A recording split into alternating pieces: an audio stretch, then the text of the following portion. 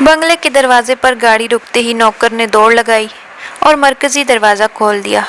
चौधरी ने गाड़ी बाहर की जानिब बंद कर दी और अपने जान से प्यारे कुत्ते टाइगर के साथ बाहर निकल आए। नौकर ने सलाम किया और टाइगर की जंजीर थाम ली। आबिद चौधरी ने दरवाजे की तरफ कदम बढ़ाया था कि एक आवाज़ आई, अल्लाह के नाम पर कुछ दे दो साहब। चौधरी ने एक नज़र इस लागर से बूढ़े फ़कीर पर डाली और जेब से कुछ पैसे निकाल कर इसकी हथेली पर रख दिए। अल्लाह भला करे साहब, अल्लाह कारोबार में तरक्की दे, फ़कीर ने दुआ दी।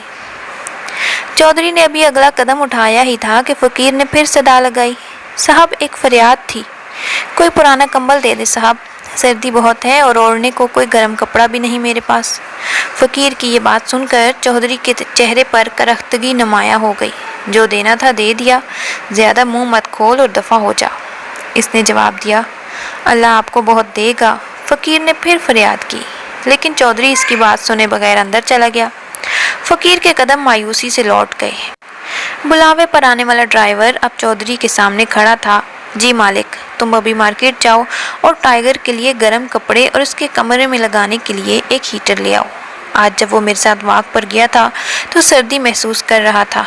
ये कहकर इसने नौकर को 5,000 रुपये का नोट दिया और वो अच्छा साहब कहता हुआ चला गया। चौधरी एक मशहूर सनतकार था। लाहौर में इसकी 2 फ्लोर मिलें थीं। 2 भाइयों में से एक बरसरे इक़्तिदार जमात की तरफ से रुकन कौमी असम्बली और स्टील का मशहूर बिजनेसमैन भी था। एक रोज़ चौधरी घर के लॉन में बैठा अपनी बंदूक चेक कर रहा था। पास ही टाइगर भी खेल रहा था।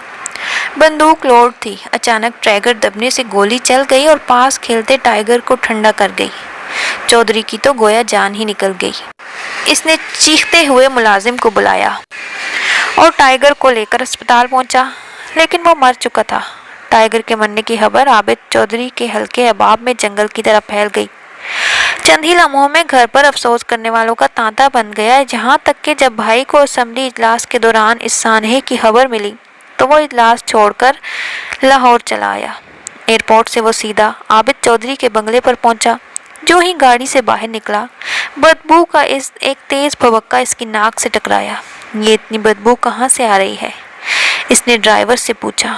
ड्राइवर ने लाइल्मी का इजहार करते हुए कहा, मैं देखता हूँ सर, और रुमाल नाक पर रखकर जल्दी से बंगले में दाखिल हो गया।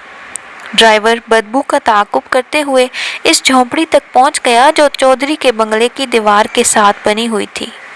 इसने घर आकर बताया कि बदबू इस झोंपड़ी के अंदर से ही आ रही है। एक आदमी मरा पड़ा है, बूढ़ा सा कोई फ़कीर है। बदबू से लगता है कि काफ़ी दिनों से मरा पड़ा है सर। कोई कपड़ा नहीं है इसके बदन पर, लगता है सर्दी से मर गया बेचारा। यहाँ पर मुझे हज़रत बाबा बुल्ले शाह का शेर याद आ गया। फरमाते हैं, रब्बा तेरा तू ही ओ जाने एक ही खेड़ बनाई, बंदे रात नू भुखे सौंदे ते कुत्ते खान मलाई।